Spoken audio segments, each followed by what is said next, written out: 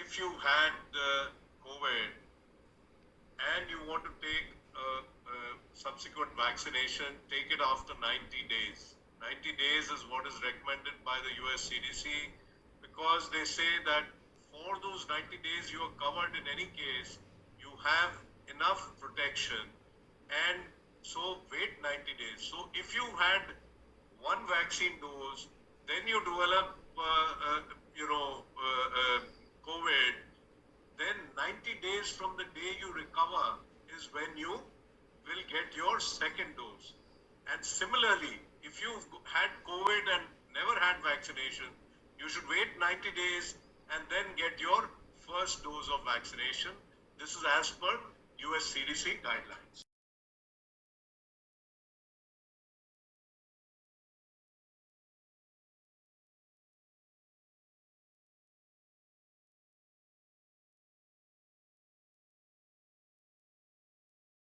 Using plasma, what are you using? You're using the antibodies that a patient has generated in response to a COVID infection.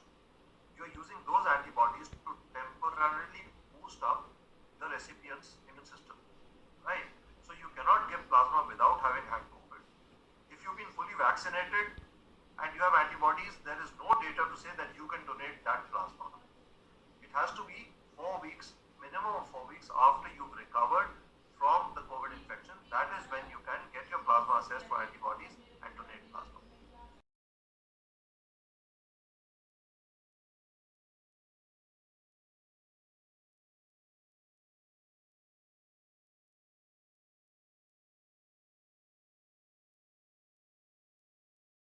Simple paracetamol medication or simply isolating ourselves, eating sensibly, thinking sensibly can control the disease in its initial stages. Secondary infections, like I said, are common in this, but consult your physician. Have faith in the person that you are going to.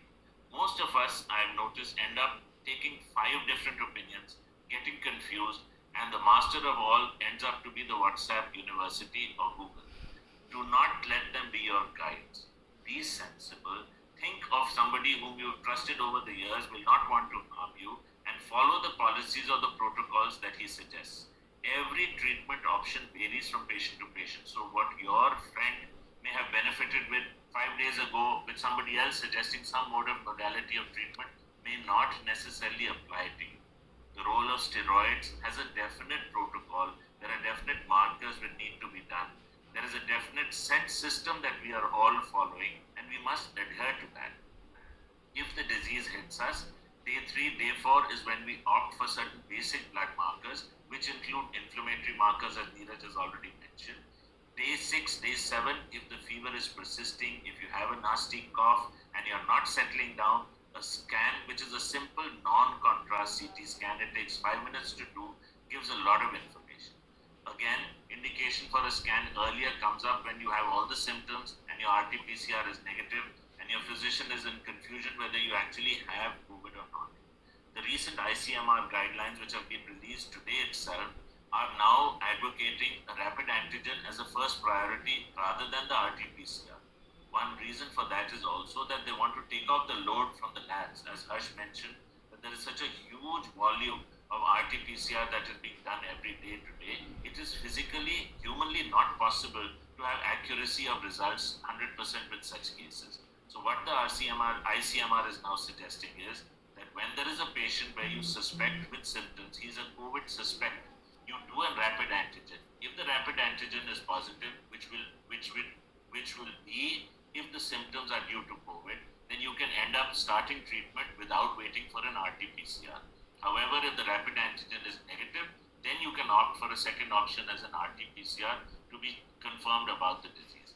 I would, on the other hand, suggest that if you are starting with symptoms, basic medication of taking anti-allergics or paracetamol or a small antibiotic should be started with right away. You don't have to wait to be told that you're COVID positive to isolate. Mask, to isolate, take basic measures and await your results so that you can discuss with your physician. There is also known as a term which is happy hypoxia. In youngsters that we are finding with this variant strain, the first week tends to be very happy-going. You tend to improve, your symptoms tend to stabilize, you tend to go off guard, and and it is by the 7th or the 8th day when the disease strikes in the bad way. So never let your guard off. Monitoring your oxygen saturation is not something that is going to harm you, but you do not need to do it by the hour. Even thrice a day, and more important, after walking for 5 minutes and checking your saturation, will give you a correct level and a correct idea as to what is happening. If you find that there is a dip or a drop in your saturation, use home measures first. You can lie prone, breathing becomes much easier, do breathing exercises.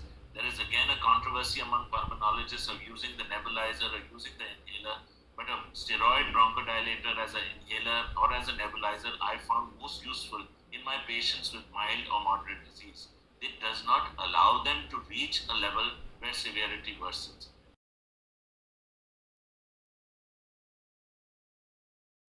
I think a great question, and a very practical one, because you're finding it tougher to get the second jab, since especially for the above 45, since it's more or less moved to the government hospitals now.